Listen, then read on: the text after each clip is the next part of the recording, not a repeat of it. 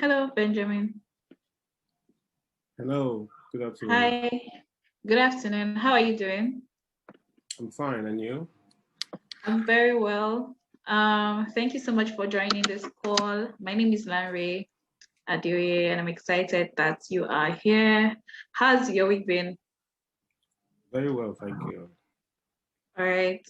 Okay, so I think I'll just get straight to the call and the purpose why we decided to always have these calls. First of all, I'm Lanre Adeoye and I'm technical recruiter here at the Gradient Boost.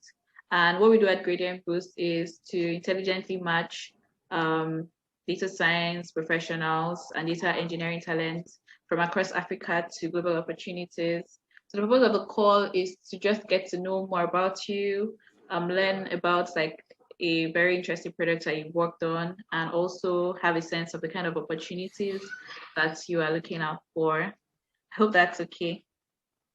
Sure, yeah. All right, so I think a good place to start would just be to learn about your career journey so far into data science. Oh, okay. My name is Benjamin Ume, and presently I'm a lead data scientist for the analytics squad of Mpharma. Mpharma is a pharmaceutical technology company that has presence in about 6 African countries, including Israel. I currently lead the data analytics squad where we build analytics products and, of course, machine learning products also. Before coming to Mpharma, I worked as a data analyst at Field Intelligence. Field Intelligence is also a pharmaceutical technology company. Uh, yeah, that uses technology to leverage upon the distribution and sales of medicines across a network of pharmacies. I also have a consultancy contract with organizations. I have worked as a senior data analyst in charge of dashboards for Wikimedia Foundation, and I've also done freelance data science consultancy for companies like Medicare.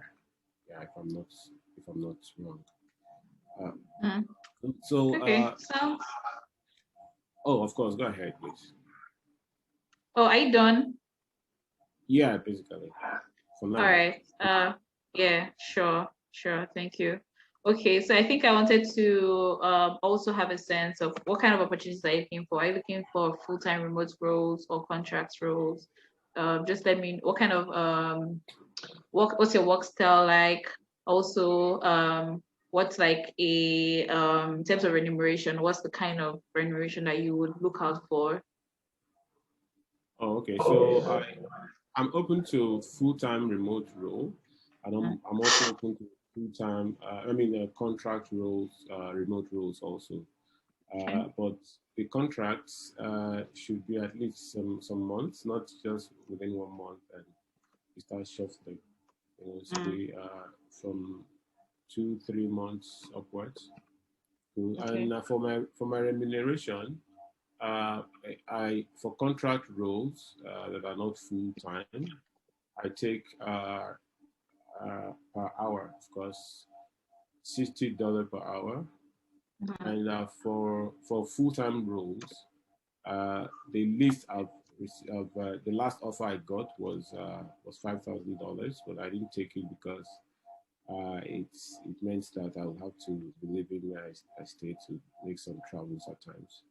So I asked for 10,000, but we couldn't get to an agreement. But anything above $5,000 will work per month, uh, depending on the level of work that needs to be done and what they tell. So basically, from 5,000 upwards Mhm. monthly for full time roles, and for contract roles is $60 per hour All right. I for mean, sounds 40, very good. for Okay. 40 hours per week. Okay. All right.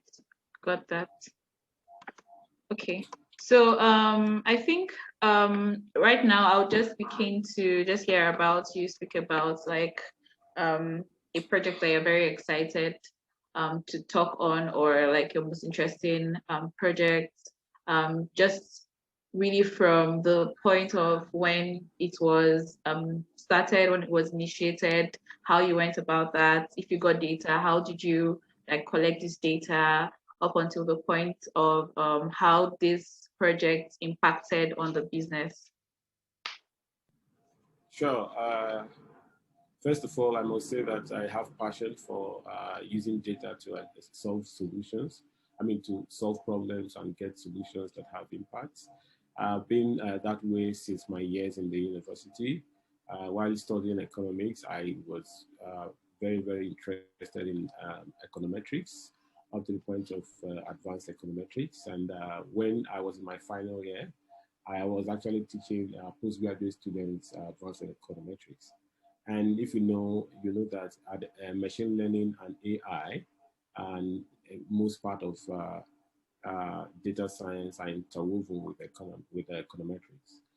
But coming down to my journey in data science, first of all, have I've I don't know if you've seen my CV. I have a master's of financial engineering in master of financial engineering, and that is basically the application of data science and machine learning on the financial market, right?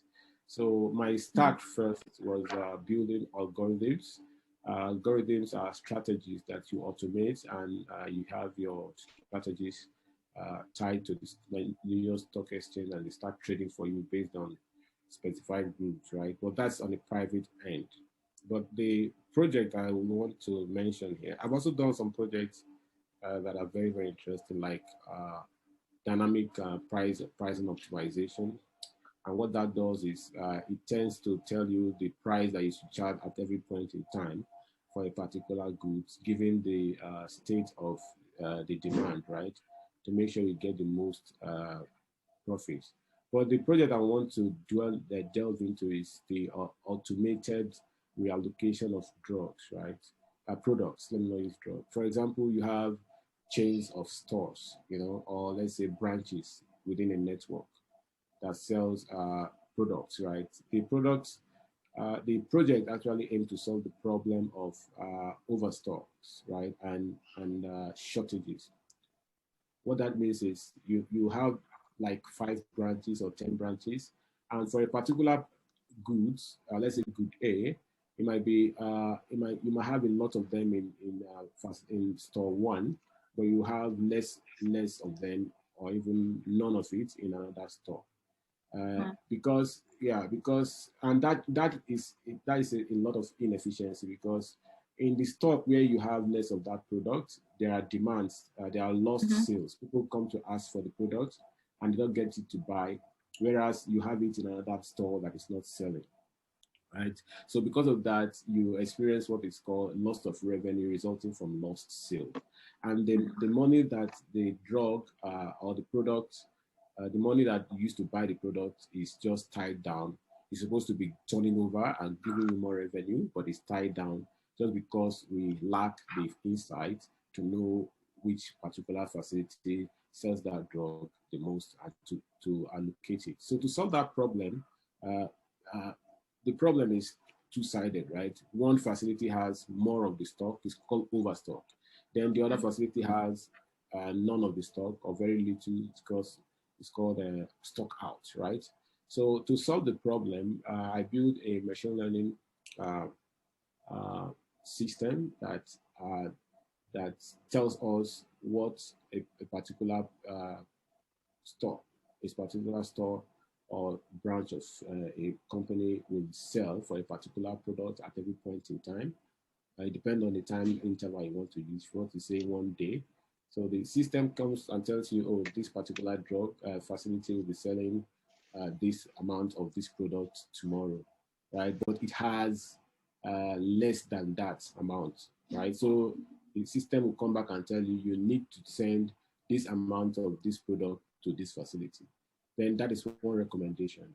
Then the system will also go and check for facilities that have that particular product in abundance. and it will tell you that, oh, this particular facility will sell less than what they have tomorrow. So you can shift this particular amount of that product from facility A to facility B. By so doing, it solves the problem of overstock and understock, and you won't experience any lost sales, any lost revenue resulting from lost sales, and your capital that you use to buy the product will give you more return. So by so doing, you're actually increasing revenue without investing any additional capital on the product. So you didn't buy any new product, but you are still getting more out of what you already have. So that is of one way you can use machine learning to optimize profits, right? So that's one project I worked on. Yeah. Okay. Was this at mPharma? I don't know. I don't want to be specific, but okay. just take it that it's in one of the former company I work with. Yes. Okay, fantastic. So I'm just keen to know what technical tools that you use in doing this, and also how was this data gathered? Yeah. Like if you can be as specific, but obviously not reveal.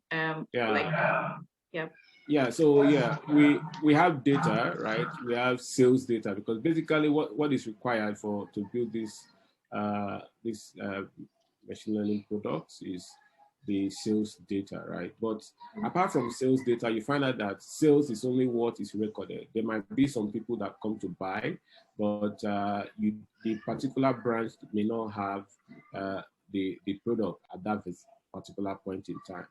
So if you are recording only sales, you find out that you are surcharging yourself, because the effective demand is higher than the sales. So I looked for a way to estimate the effective demand instead of just relying on just the sales data, because obviously there are some lost sales. So I used a machine learning approach called extrapolation to get the lost sale and added it to the sales and got the full effective demand. And that was the data I used to estimate, to build my system. And for the system, the forecasting engine I tried long short-term memory, which is a deep learning framework for forecasting time series, because that demand is actually time series, right? It's a time series machine learning project. Right, so I tried that. I discovered that even though it's good, it's kind of slow, and it will be better if we can optimize it, and if when the data increases exponentially, right? So I also tried some of that ones, but I settled for the popularly known Facebook Prophet, because it's easy to use and it also gives us substantial a considerable level of accuracy, right? So I stopped with that. But considering the fact that you are looking at a lot of facilities, right? And we're talking about stuff like 1,000 facility, and the product is 1,000 facility, and the product is ranging to like 1,000 products. So if you multiply that, you're looking at almost 1 million time series, right? So because of that, it's actually a big data project, right? So I adopted a big data tool to help to leverage that forecasting machine. And the big data tool I adopted was PySpark, right? So PySpark helps to serialize the forecasting process and the training process. So you can train for all these time series, like 1,000 facilities times 1,000 drugs, which is like 1 million time series. You can get 1 million forecast. And I did a lot of other optimization of the model using popularly Pico and some other libraries to help to make the process as very fast as possible, right? So PySpark was there to help to train the model and serialize it on the go, right? So that as new data points come in, it is factored into the model automatically, unlike what some people do in the industry now, that they have to be training the models at interval. For PySpark, it gives you the opportunity for your model to be training, like whenever new data comes in, right? And without you even getting to notice that, right? So those are some of the things I used. And for deployment, of course, I built it on a Django app. I built it as a Django app, and we deployed it to Mesos, right? But I also did another version of it that I used Streamlit to build, and I deployed it to Heroku, right? So, but that's on my own personal level. I actually used some other data, just dummy data, right, to try to replicate it and keep it for my side.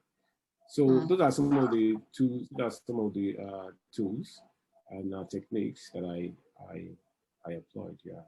Okay. So what was the eventual business impact from this? Of course, huge, huge, Yeah. because uh, the lost sale is reduced drastically. But of course, we can also it gives us, first of all, one thing we need to know is that it gives us the opportunity to be able to control the the results or the outputs of our businesses, right? So we know that if we want to reduce what do you call it? If we want to reduce lost sales, right? We just go to the model and tweak it in a particular way, and it will reduce the lost sales. And if we want to reduce overstock, we tweak the model in a particular way and reduce overstock. And over time, by the time you measure the impact, you find out that it's running into tens of millions. And what does it take? It just took like 3 months or 2 months, and the impact is continuous. It's as long as the company goes on, the impact, the net effect will keep increasing, especially because with more data, the model gets more accurate with its predictions, right? So Right. the impact is still is widespread, and it still increases with time. Yeah. Okay. So what are your career goals in general? And in the sense that are you is there a particular industry area that you're focused on, or you're open to working with any kind of industry? And just like let me know what's your career goals, what you're looking. Yeah. Yeah. Yeah. So any interesting data science project, I'm interested, right? But not, of course, I don't want to apply data science to all machine artificial intelligence, because I also have a degree in artificial intelligence, right? So I don't want to apply data science or artificial intelligence in a way that will harm humanity, right? Anything Sure. apart from that, right? So I'm open to it, especially if it's something that will really make impact. But I don't. I've had an experience in the past. Some companies, they just say, "Oh, we want data science. We want a data scientist," because they believe a data scientist is a miracle worker. They don't even know what they want, or they don't know what they are looking out for. But they just believe that if a data scientist comes, everything will start working. But when you go there, you find out that they actually don't have a need for data scientists. They just need somebody that can be explaining, visualizing their data, which is also part of analytics, Data right? science, yeah. Yeah, so I really would love to see an organization where I will not just be there for being their sake, but I will be there to make impact, and my impact will be felt, because I believe that data science and artificial intelligence, data analytics have a role to play in every sector of our life right now. Right. It's like electricity right now to the economy. Electricity works in every part of your life, right? It affects your health, every aspect. So that's how artificial intelligence, machine learning is going to be. There's no part of the economy or right now, even the whole of our lives, that data science or artificial intelligence will not affect. So I'm open to uh, any opportunity that will make me to really have impact. It's not an opportunity that will bring you in and they'll be looking at you as a a liability, after 1 or 2 months or 3 months, waiting for you to perform a magic and you're not performing any magic, they start seeing you as, oh, what did we even hire this person for? Whatever Right. role I'm going to take will be somebody that knows the impact that I'm there to make, and they are clear about it. But if they are not even clear about it, if I know that there's an impact I can make, then I can also itemize the impact, and they should buy it. And if they buy it, then we are home dry. Yeah. Okay, fantastic. So what would you say is your main areas of expertise? Yeah. So data science is a broad topic. I believe that even artificial intelligence, machine learning, they are all interwoven right now. So that's Right. why I'm actually very broad. I covered everything that has to do with data science, artificial intelligence, machine learning. And in the process of doing all this, you will do a couple of data engineering. So I do data engineering. I work with Airflow. I work with Prefect for building data pipelines and also for extracting data from varied sources. There's a project right now that I'm working on to extract data from various open sources, World Bank data. Their database is complex. You need to be strong to be able to get the data you're working on automatically, even from human development organization and so many organizations. So the project is actually getting various indicators from uh, uh, all these sources and putting everything together in a given table, right? So that's a squarely data engineering task, and it's a big one for that matter. So I cut across everywhere right now because I'm somebody that learns, and I don't want to be handicapped by any aspect of the data science stack, right? I want to be a full stack data scientist, a full stack. So I can actually come from extracting data, piping them into my model, building the AI machine or artificial intelligence machine, and go to the point of even deploying my model. Right. So it's like Right.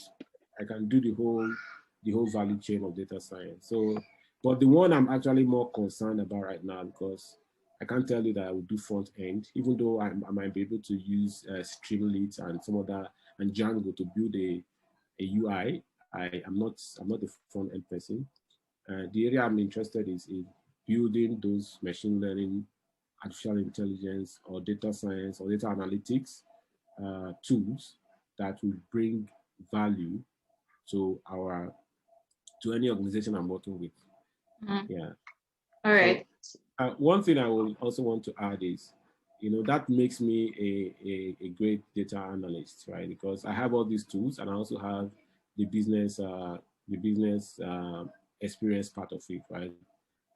From my study as an economist and also from having worked in the banking industry as a credit and marketing associate and also as an investment person. So it really makes me not only a great data scientist or a great artificial intelligence practitioner, but a super data analyst because I can put all these tools, combine them with my business acumen and intelligence, and bring a tangible result to any organization. Yeah. Mm. Okay, sounds fantastic.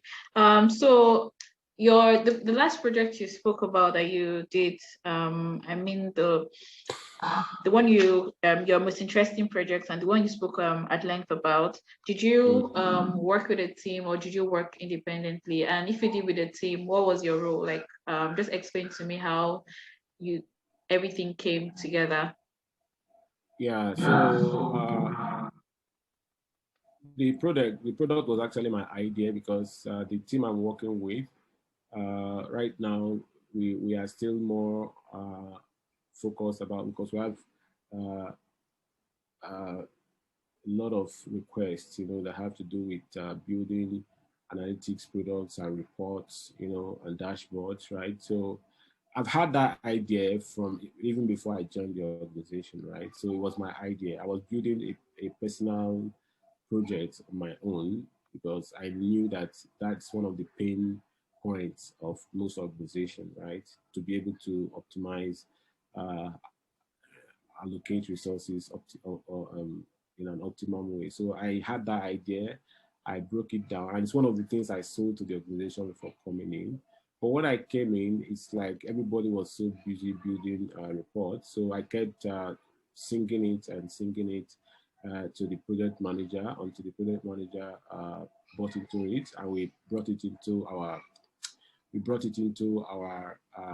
sprint, and we started working on it. So from the conception of the idea to the building of the model, I did every of the tasks, right? Every of the tasks. But the area where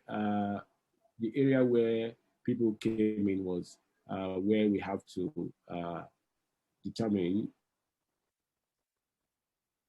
where the products to the facility to pull a product from and the facility to send the product to. So there was an analysis that we did in the past that depended on it, an analysis that I also initiated. It's called the product classification, ABC classification. So we incorporated that product. I initiated it, but somebody else worked on it under my supervision because I don't want to be the only one working and taking the glory for all this. So I just allowed him, and I helped out to review and make sure it works well. So we incorporated that analysis at the tail end of the project, and yeah, but you can say that I actually was the leader of that project, right? From inception to, it was my idea basically, because I had to even sell it to them to tell them, there are a lot of questions, will it work? And I was telling them, look, this is how, So at the end of the day, they bought into it, and we did it. We are still working on the final details though, but as far as I'm concerned, it's a done deal because I have it figured out in my head. Yeah. So I was the lead, and I did a lot of implementation. I wasn't just leading from the back, or how do they say it? I was leading. I was building. I built like 80%, 85% of the whole coding. I did all 85% of all the coding. Okay. Like that's 100% as it is right now. But the remaining part of the coding, I want to let other people come in so that they will also be carried along, so that it will be a thing that it's a Benjamin's thing. It's a Benjamin's project. Everybody withdraws. So it needs to be a team project so that even if there's something that came up and I'm not available, somebody can work on it even with little supervision. So you can say it's my project, but I incorporated people just to make sure it's a teamwork. Yeah. Okay. All right. So I've seen that you have worked with a couple of employers and clients over time. What would you say you value most about these people, and how's the experience been with them? Yeah, I don't want to mention names, but patience is a virtue, like they say. So if you know the result you're looking out for, and you believe, if an organization knows the result they are looking out for, and they believe that the data science team can achieve it, right? They will give the necessary cooperation, and they will be patient for them to achieve that result. So that's one thing that will really help, because the data scientist is already under enough pressure trying to figure out how he will solve the problem, and always brainstorming, even while sitting down, is thinking how he's going to structure his query or his code, and a lot of pressure is coming from the business end without really understanding the complexities of how to build a product, right? So yeah, that patience and having the belief that your team will deliver is a key factor that makes any team to succeed. And one thing that helps that is Oh, okay. So that's it basically. Oh, okay. I mean, I'm open if you want to say more, but I thought you were done. All right. Oh no, I was done. Okay. Okay. So, in general, how do you upskill yourself? Like, do you right now, as someone who has some experience in the field, how do you upskill, or do you just use the projects you work on to learn more? What's your learning process like? Yeah. So first of all, I use my projects. I learn from my project, and I do a lot of personal projects, right? So I don't stay idle because I believe if you stay idle, you will forget what you've learned. So for you not to forget it, you have to be you have to be well soaked in it. That's one Mm-hmm. aspect. So I do my tasks in and out. I don't cut corners, right? I don't leave any stone unturned. I make sure I understand the task from beginning to end. And I also do personal tasks, personal projects. Any area I find interesting, I start working. I start trying to build a project for it, even though the time is limited. But I do the most I can for my time. And I also take courses. You know, I just finished one, is it last week? I just got the certificate, I think a week or two ago Mm-hmm. for, I did a program before in artificial intelligence, but I now did a full degree right now. So I just got the certificate last 2 weeks. And they sent me another scholarship to do a cloud native nano degree, but I'm going to defer that because I just finished that and I have a lot of things in my hand right now. I'm doing some personal projects that I want to see if they will work. And if I bring that or if I start that uh, scholarship, I will just be rushing it to, let me just pass it for passing sake. And I don't like Mm-hmm. doing that. I like understanding every bit of what I'm taught because right now, data science and artificial intelligence or machine learning is not a certificate career. It's a career of what you can give. It's not, oh, I have a certificate in machine learning. And if they bring you in, you're looking at somebody, then you're Right. wasting it. Yeah, so it's a it's a capability based role. So I need whatever education or whatever program I'm going to do, I must devote all my time to make sure I learn every bit of it. So because of that, I'm going to defer the scholarship and maybe start sometime in the future. Yeah.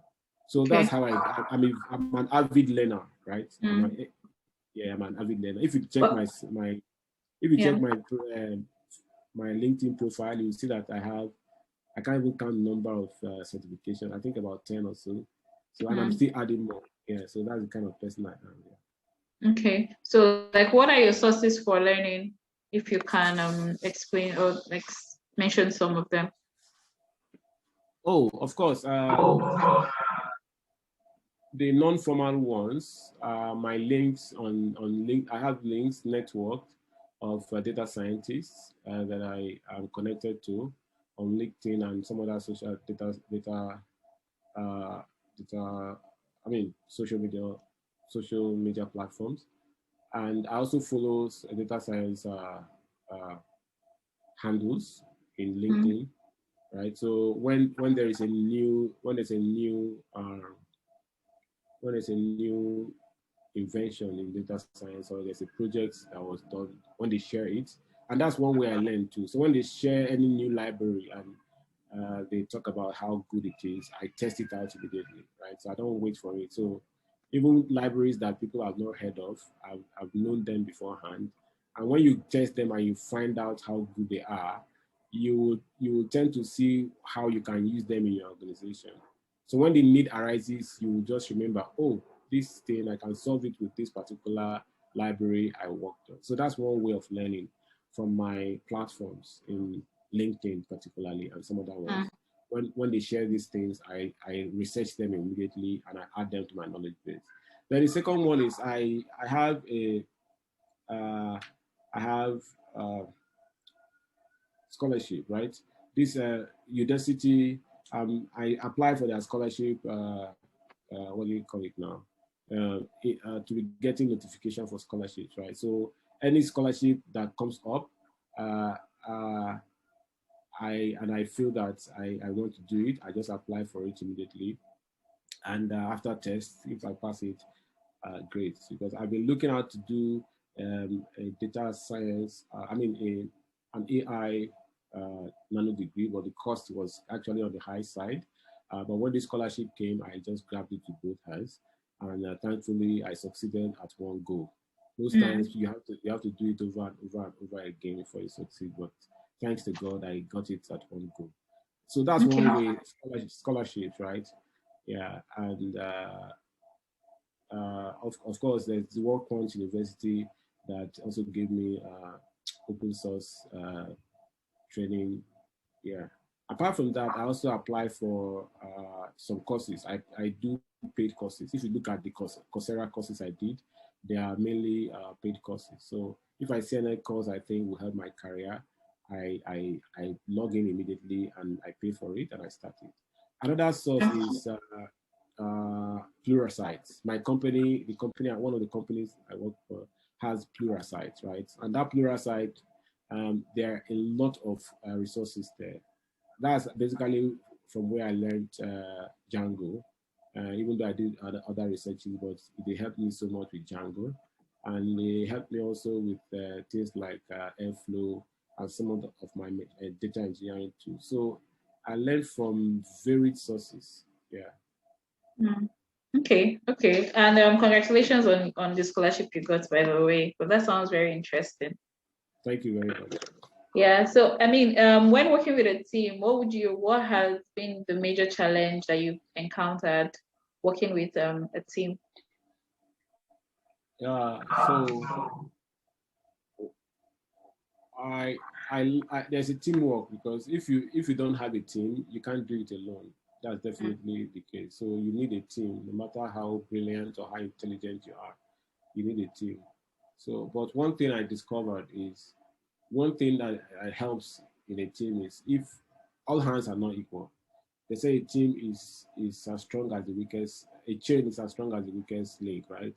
So, but when you have a link that is always uh, trying to project, when you have someone that uh, is not objective, right?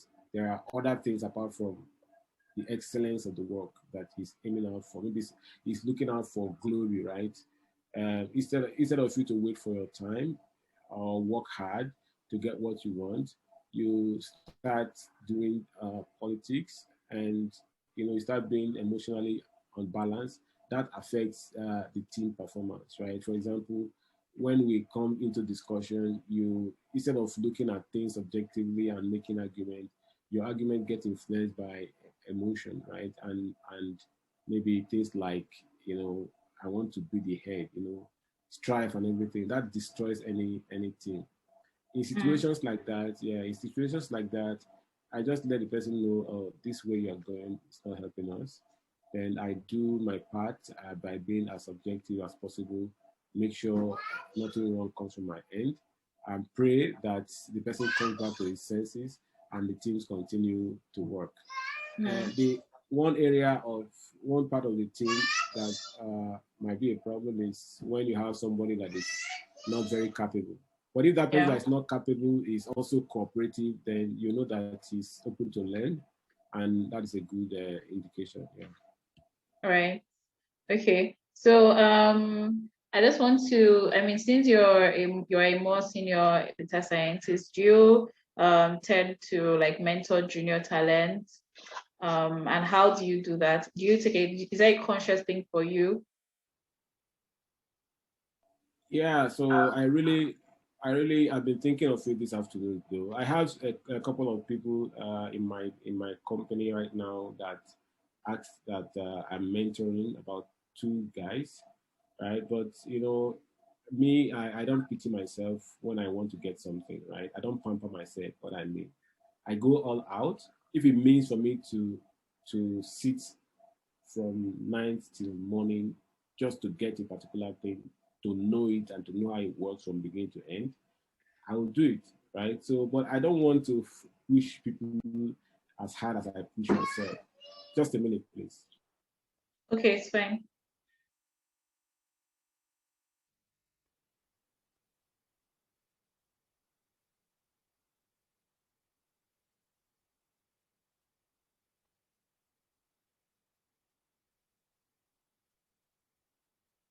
So to answer your question, yes, I'm very, very open to it. As a matter of fact, I just got somebody that asked me to uh, um, choose some topics and speak on the topics.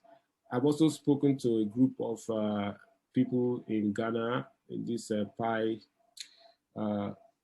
data Okay, I in know Ghana. the organization. Yeah, Yeah. yeah, I've spoken once there. And then this guy that's calling me in Nigeria for me to speak with them too. And I have two other people, apart from the ones I have in the office that I already mentor over LinkedIn. One of them just got, he enrolled for one of the scholarship. He was asking me questions. I was helping as much as I could. And I think he just succeeded with the certificate. He just came out and he got a job. He got one job Oh in wow. data analysis. And one of my team member was actually one of my people I was mentoring in data science before she joined us in the team where I'm working now. She moved from front end programmer to data science. So the process of doing that, we were communicating. She was she was asking me, I was helping her. So, but I really want to take if I have the time, but I have to create the time though, to take a deliberate action towards having like a more structured way of mentoring people. Even if it means setting up a system that will help me to, because the need for this thing, data science, and for the skills I have is very high. A lot of people come up and say they are data analysts. They can just add the title to themselves, and they just believe that they are data analysts or they are data scientists, but they really don't know even what it's about, right? So there are a lot of people that need to be helped there. And I don't mind joining any platform that will help me to really reach out to the number of people that needs to be helped, that needs to be mentored. Yeah. Okay. All right. So that sounds really good.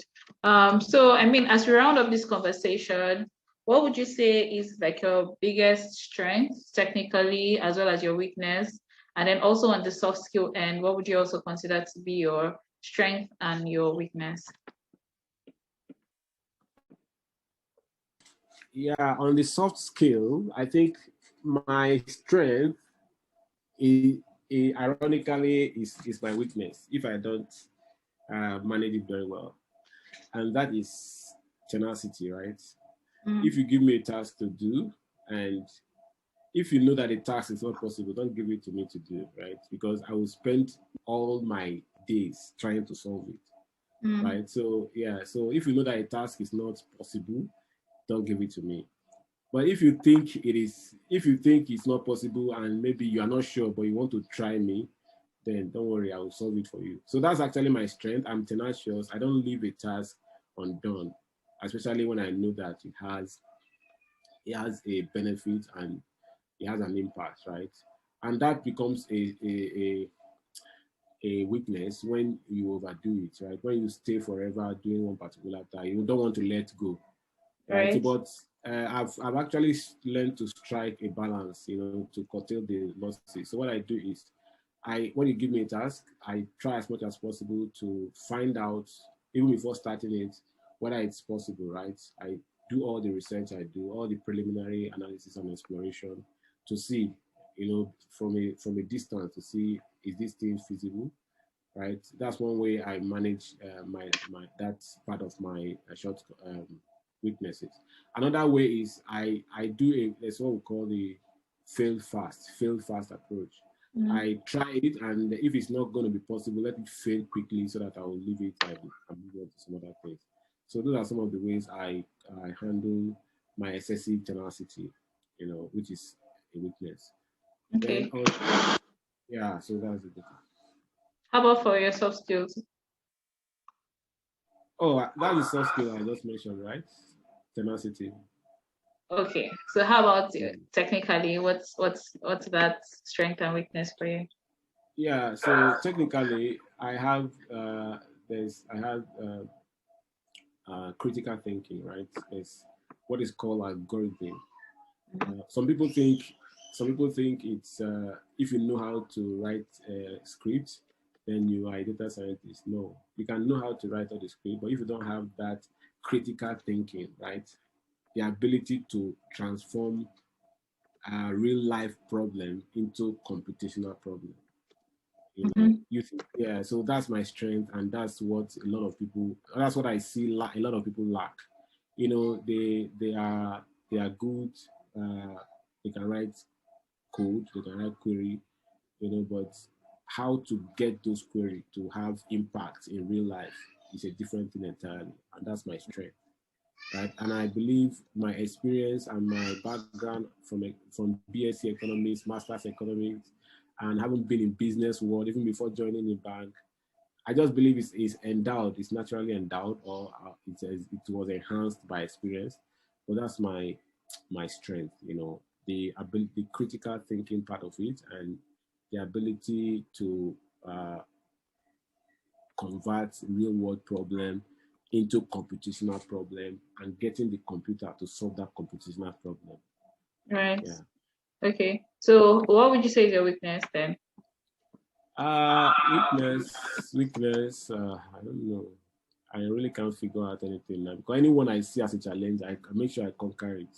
So I've not seen one that I've not been able to conquer right now. So I'm still looking for the weakness. But anyone I see, any challenge I see, I face it until I conquer it. Uh, but Okay. if you want to mention programming languages, of course, I don't want to go near things like there are some programming languages I don't want to even look at. So maybe that can stand as weakness. What would that be? Yeah, so I've done CSS, right? I know some CSS. I know some HTML because you use that when you're deploying. Java, I also know Java, but there are some other new ones that I can't even remember any of them now. Okay. All right. So I think so far so good. We have been able to cover a good scope of the questions I needed to know from you so I have a good sense of what you are looking out for.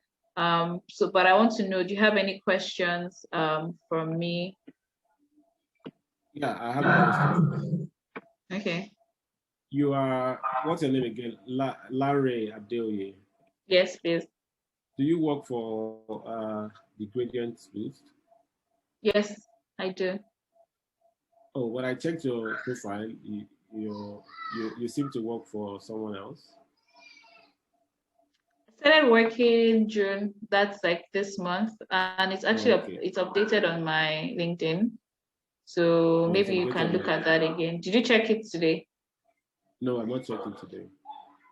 Yeah, I believe I probably reached out to you. I don't know if I did reach out to you, but yeah, if you check my LinkedIn profile, it is there. So Okay, so who is Emmanuel Sibanda? okay, he's the CEO of the Gradient Boost. He's one of the co-founders. I just happen to use his Zoom access because it is a premium account. Okay, so and now what you've done now is just to get my details, right? And now you look for employers, right? Or do you already have an employer that is asking you to bring a data scientist or a data analyst? Yes, so how it works is that we have employers now who like we already have like details of their requirements, and like you said, data science is like very tailored to what like the candidates can really do. So we're going to use this information to like match or see if you can match with any of the requests we have at the moment. And then obviously as we get more, we'd be able to do that more quickly. So that's like a very quick answer to that question. Oh, okay. So am I looking at, sorry, it's echoing. So am I looking at any time frame for you to get back to me, or should I just fold my hands and wait for when you get requests? Hmm. I don't know. I think we can connect on LinkedIn. I'll send you a message and maybe we can keep in touch. because I don't have a quick answer to that question right now. No problem. Yes. All right. Thank you so much, Benjamin, for coming on this call. Yes, I will definitely make sure we keep in touch, and enjoy the rest of your day. Thank you very much. You're welcome. Bye.